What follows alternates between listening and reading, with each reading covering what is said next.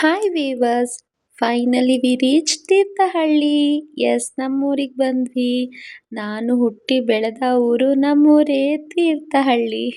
ಹೌದು, ನಮ್ಮೂರಲ್ಲಿ ಜಾತ್ರೆ, ಎಳ್ಳಮಾವಾಸ್ಯೆ ಜಾತ್ರೆ ನೋಡಿ ಸೇತುವೆ ಮೇಲೆ ಹೋಗ್ತಾ ಇದ್ದೀವಿ.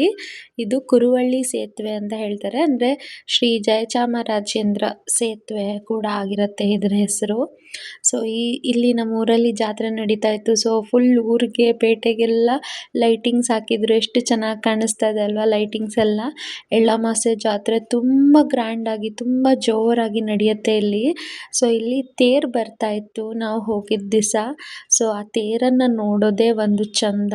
ಎಷ್ಟು ಚೆನ್ನಾಗಿರುತ್ತೆ ಅಂದರೆ ವೀವರ್ಸ್, ನಿಜ ಎರಡು ಕಣ್ಣು ಸಾಲದು. ಆ ಒಂದು ಪ್ರಕೃತಿನ, ಆ ಒಂದು ಪೇಟೆಯಲ್ಲಿ ಆ ಲೈಟಿಂಗ್ಸ್ ಆಗಿರ್ಬೋದು, ಆ ಜಾತ್ರೆಯಲ್ಲಿ ಜನಗಳು, ಆ ತೇರು, ದೇವರು ಎಲ್ಲನೂ ನೋಡೋಕೆ ತುಂಬ ಖುಷಿ ಆಗುತ್ತೆ.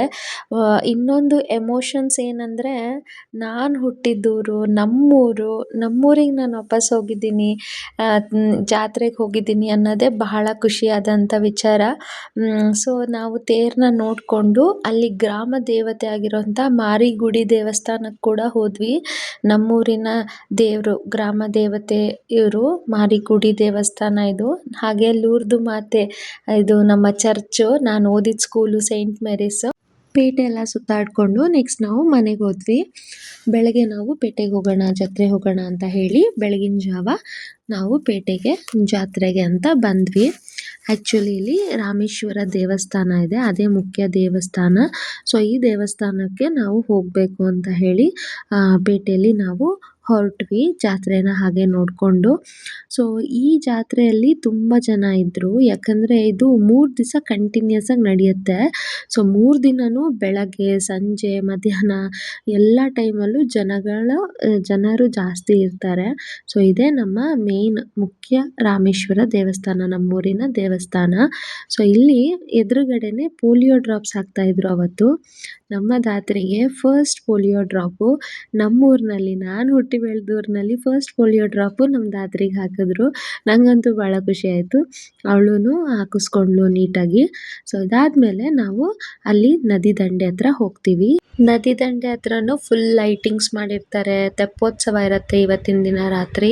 ಸೊ ಅಲ್ಲಿ ನದಿ ಹತ್ರ ದಂಡೆ ಮೇಲೆ, ಅಂದರೆ ಬಂಡೆ ಮೇಲೆ ಕುತ್ಕೊಳ್ಳಿಕ್ಕೆ ಎಲ್ಲ ಜಾಗ, ಶಾಮಿಯಾನ ಎಲ್ಲ ಹಾಕಿದ್ರು. ಸೊ ನಾವು ರಾಮಕೊಂಡದ ಹತ್ರ, ಪರಶುರಾಮ ಕೊಂಡದ ಹತ್ರ ಹೋಗ್ತಾ ಇದ್ದೀವಿ.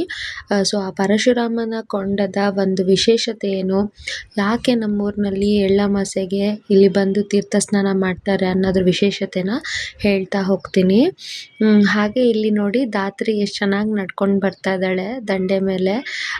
ಇಲ್ಲಿದು ವಿಶೇಷತೆ ಏನಂದರೆ, ಈಗ ಬಂಡೆ ಮೇಲೆ ನಿಂತರೆ ಸಿದ್ದೇಶ್ವರ ಗುಡ್ಡ ಕೂಡ ಕಾಣುತ್ತೆ ಈ ನದಿ ದಂಡೆಯಿಂದ. ಹಾಗೆ ಕುರುವಳ್ಳಿ ಸೇತುವೆ ಕೂಡ ಕಾಣುತ್ತೆ, ರಾಮ ಮಂಟಪ ಕಾಣುತ್ತೆ. ಸೊ ಸುತ್ತು ನಾವು ನೋಡ್ಬೋದು ನೇಚರ್ನ. ಸೊ ಇವಾಗ ನಾವು ರಾಮ ಮಂಟಪದ ಹತ್ರ ಹೋಗ್ತಾ ಇದ್ದೀವಿ. ಇಲ್ಲಿ ಪರಶುರಾಮನ ಕಥೆ ಇದೆ ಗೊತ್ತಾ. ಆ ಪರಶುರಾಮ ತನ್ನ ತಾಯಿಯನ್ನು ಕೊಡ್ಲಿಯಿಂದ ಕಡ್ದಿರ್ತಾನಲ್ವಾ, ಅದ್ರದ್ದು ಕಲೆ ಏನಿರುತ್ತೆ, ರಕ್ತದ ಕಲೆ ಎಲ್ಲೂ ತೊಳೆದ್ರೂ ಕೂಡ ಹೋಗಿರಲ್ಲ. ಆದರೆ ಇಲ್ಲಿ ರಾಮಕೊಂಡ, ಪರಶುರಾಮನ ಕೊಂಡ ನೋಡಿ, ಇಲ್ಲಿ ನೀರು ಹಾಕ್ತಾ ಇದ್ದಾರಲ್ಲ, ಎಲ್ಲರಿಗೂ ಪ್ರೋಕ್ಷಣೆ ಮಾಡ್ತಿದ್ದಾರಲ್ಲ, ಅಲ್ಲಿ ಬಂದು ತಾಯಿಯ ಕೊಡ್ಲಿಯನ್ನು ಅವನು ತೊಳೆದಾಗ ಅದು ರಕ್ತದ ಕಲೆ ಹೋಗುತ್ತೆ.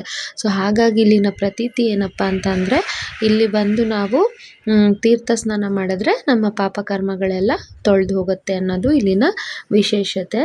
ಸೊ ಹಾಗಾಗಿ ಪ್ರತಿ ಎಳ್ಳಮಾವಾಸ್ಯೆಗೂ ಇಲ್ಲಿ ಬಂದು ಜನ ತೀರ್ಥ ಸ್ನಾನ ಮಾಡ್ತಾರೆ. ಇಲ್ಲಿ ನೋಡಿ ಪರಶುರಾಮನ ಕೊಡ್ಲಿ ಇಟ್ಕೊಂಡಿರೋ ಸ್ಟ್ಯಾಚು ಕೂಡ ಮಾಡಿದ್ದಾರೆ. ಸೊ ಶಿವು ಅಣ್ಣ ಎಲ್ಲ ಪೋಸ್ ಕೊಡ್ತಾ ಇದ್ರು. ಹಾಗೆ ನಾವು ದೇವಸ್ಥಾನದ ಒಳಗೆ ರಾಮೇಶ್ವರನ ದರ್ಶನ ಪಡಿಲಿಕ್ಕೆ ಅಂತ ಕ್ಯೂ ಅಲ್ಲಿ ಹೋಗಿ ನಿಂತ್ವಿ. ಒಳ್ಳೆ ರೀತಿಯಿಂದ ರಾಮೇಶ್ವರ ದೇವರ ಒಂದು ದರ್ಶನ ಕೂಡ ನಮಗಾಯಿತು, ತುಂಬ ಚೆನ್ನಾಗಾಯಿತು. ಅಲ್ಲಿ ಇವಾಗ ಏನು ನಾವು ರಾಮಕೊಂಡದ ಹತ್ರ ಹೋಗಿ ನೋಡ್ಕೊಂಡು ಬಂದ್ವಿ, ಅಲ್ಲಿ ದೇವರಿಗೆ ಓಕ್ಳಿ ಆಡಿಸ್ತಾರೆ. ಹಾಗಾಗಿ ದೇವರನ್ನ ಪಲ್ಲಕ್ಕಿ ಮೇಲೆ ಕೂರಿಸ್ಕೊಂಡು ಇಲ್ಲಿಂದ ಕರ್ಕೊಂಡು ಹೋಗ್ತಾರೆ. ಅಲ್ಲಿ ಓಕ್ಳಿ ಮೇಲೆ ಅಲ್ಲ ಪಲ್ಲಕ್ಕಿ ಮೇಲೆ ಓಕ್ಲಿ ಆಡಿಸಿ ದೇವರಿಗೆ ಮತ್ತೆ ಕರ್ಕೊಂಡು ಬರ್ತಾರೆ ಇಲ್ಲಿ. ಸೊ ಇವತ್ತಿನ ದಿನ ರಾತ್ರಿ ತೆಪ್ಪೋತ್ಸವ ಇರುತ್ತೆ, ತುಂಬ ಚೆನ್ನಾಗಿರುತ್ತೆ. ಅದರದ್ದು ಕೂಡ ನಾನು ವಿಡಿಯೋನ ಅಪ್ಲೋಡ್ ಮಾಡ್ತೀನಿ. ಇದು ನಮ್ಮ ದೇವಸ್ಥಾನದ ಸುತ್ತಮುತ್ತಲಿನ ಒಂದು ದೃಶ್ಯ ಆಗಿರುತ್ತೆ. ಹಾಗೆ ಜಾತ್ರೆಗೆ ಒಳಗೆ ಹೋದ್ವಿ ನಾವು. ನನಗೆ ಜಾತ್ರೆಯಲ್ಲಿ ಆಟ ಆಡೋದಂದರೆ ತುಂಬ ಇಷ್ಟ. ಸೊ ಈ ಥರ ಆಟಗಳನ್ನೆಲ್ಲ ನಾನು ಆಟ ಆಡಿ ಚಿಕ್ಕ ಚಿಕ್ಕ ಪ್ರೈಸ್ನ ವಿನ್ ಆಗಿದ್ದೀನಿ. ಸೊ ಹಾಗೆ ಇವತ್ತಿನ ಬ್ಲಾಗ್ನ ಮುಗಿಸ್ತಾ ಇದ್ದೀನಿ. ಇದಾಗಿತ್ತು ನಮ್ಮ ತೀರ್ಥಹಳ್ಳಿಯ ಎಳ್ಳಮಾವಾಸ್ಯೆ ಜಾತ್ರೆ. ವಿಡಿಯೋ ಇಷ್ಟ ಆಗಿದ್ರೆ ಲೈಕ್ ಮಾಡಿ. Thank you.